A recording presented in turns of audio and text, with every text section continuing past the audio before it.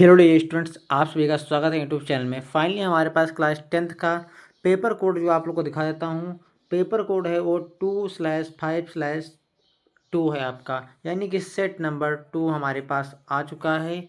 जो class 10th का आज इंग्लिश का पेपर था उसका सेट 2 आ चुका है। पेपर कोड है जो कि आपका 2/5/2, ये आप लोग का पेपर कोड है। तो पेपर कोड आप लोग ध्यान से देखिएगा और आप क्वेश्चन देख लीजिए। सबसे पहले सेक्शन ए में जो रेटिंग सेक्शन है आपका, इसमें आप लोग का फर्स्ट पैराग्राफ था वो फॉरेस्ट पे था, फॉरेस्ट बेस पे था। यहाँ पे लिखा है forest are the often called is the lung of the earth.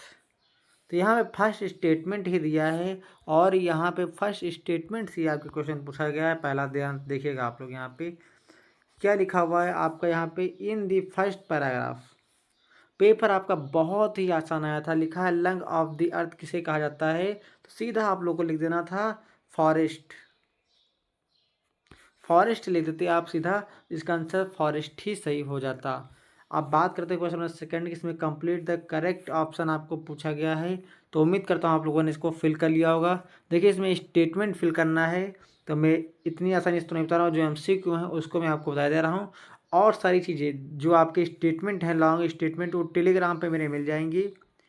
Telegram पे आपको फुल सोल्यूशन इसका मिल जाएगा।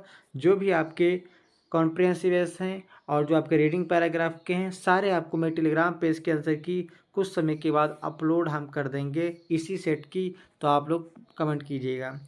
बात करते हैं सेकंड फोर्थ क्वेश्चन की, बात करते हैं जिसमें एमसीक्यू हैं। तो फोर्थ का जो आपका सी ऑप्शन करेक्ट है, यानी कि forest cover is rapidly decline, ये आपका करेक्ट ऑप्शन है फोर्थ का।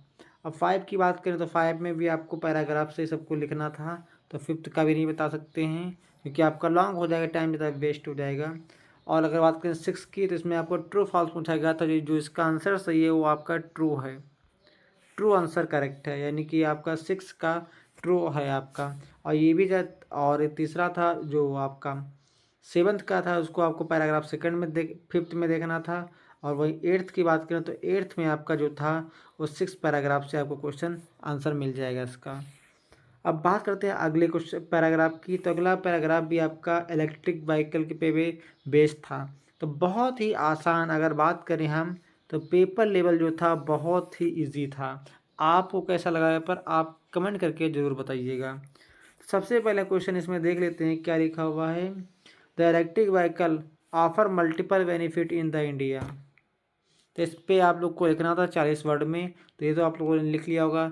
इससे क्या फ़ायदे हैं, सबसे पहले पोल्यूशन नहीं होगा आपका। दूसरी चीज़ है कि आप लोग का काफ़ी ज़्यादा आपको इलेक्ट्रिक फ्यूल का वेस्टेज कम होगा।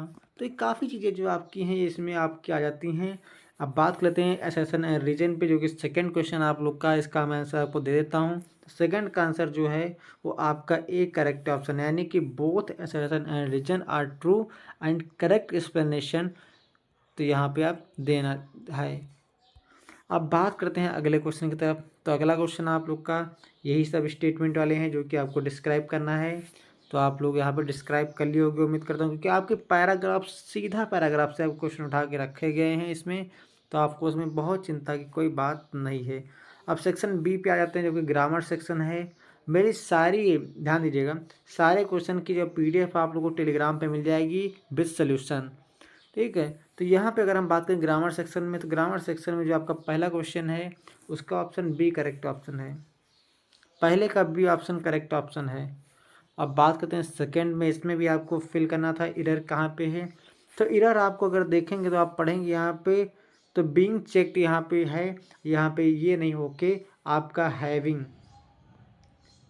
होना चाहिए था, हैविंग चेक। तो यहाँ पे अगर आप इन इरर में पूछोगे तो इरर में आपको ये फिल कर देना था, और अगर करेक्ट में पूछोगे तो हैविंग आपके चेक को फिल कर देना था। इतना फिल कर देते आपका आंसर सही था। तो ये आपका हो गया इसमें पैराग्राफ में। तो ये सब आप लोगों ने उम्मीद करता हूँ कर लिया होगा। आप लोग कमेंट करके बताइएगा कि आपका पेपर कैसा आया था। मिलते हैं किसी और वीडियो में, तो जय हिंद।